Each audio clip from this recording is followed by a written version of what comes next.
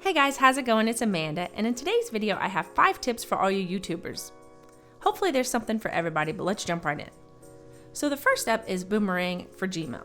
And Boomerang is an add-on extension that allows you to do things like set up reminders, it'll allow you to post your emails to send later so you don't forget.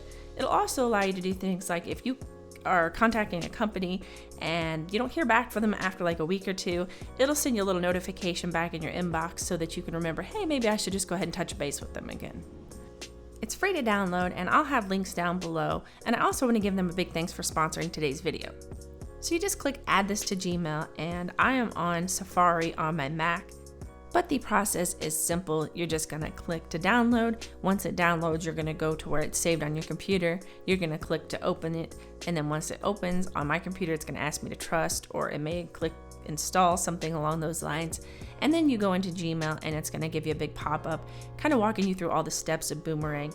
And each of these steps even has a video underneath each tip, so you can really learn to unleash all the different offerings of this extension. So once we're done clicking through all those, let's just open up an email, and you can see down here at the bottom there's this new send later button in red, and next to that there's a little checkbox that you can click to boomerang this, and there's an option for 1 hour, 2 hours, 4 hours, tomorrow, or you can even manually type in a specific date and time.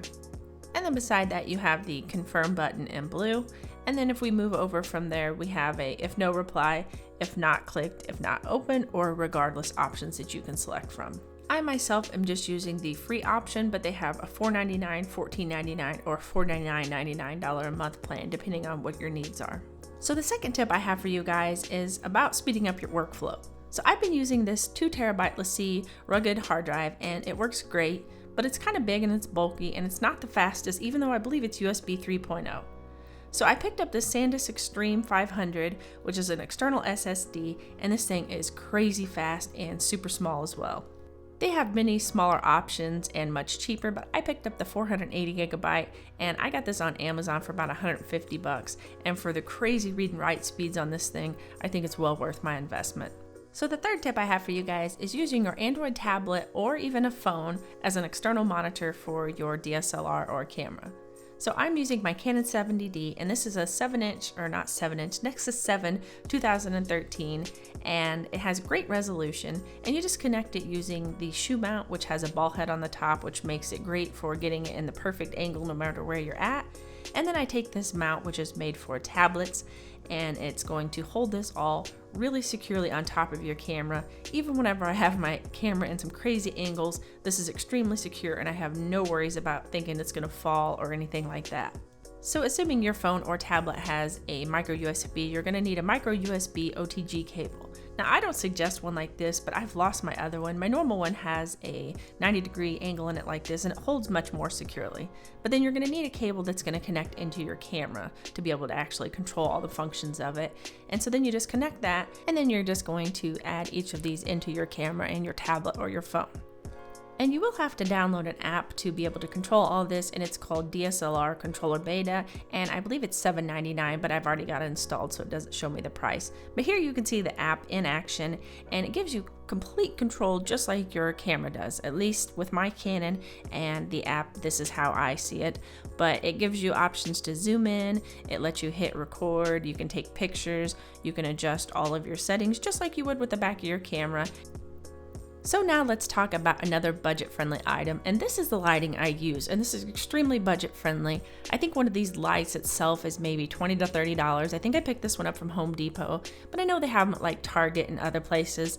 And one of the things I really like is this little knob right here is a 3-way, but it turns on a separate amounts of lights. So first time it turns like 2 lights on, then later it turns on like 3 or 4, and then you can turn on all 5. So here you can see just one lamp with 1 click, 2 clicks, or 3 clicks. And now if I jump over to the second lamp that I have in here, or light rather, there's 1 click, 2 clicks, and 3 clicks. So a massive amount of light, and I'm obviously using some daylight bulbs, which I highly suggest picking up. And these are only, I think, $9.99 or something like that for 4 daylight bulbs. So if you break these, you can go just buy some really quick. If you break the ones you get from Amazon or they burn out, you've got to wait for Amazon to ship. So one reason I like this as well. Another reason is these are flexible, so I can aim these exactly where I want them in my videos, and I really mess with these a whole lot. I don't want reflections in certain areas, and just really useful and, again, budget friendly.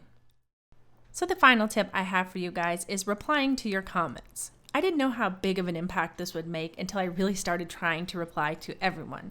So if you looked at my last video here, you can see I've replied to everyone on here, I believe.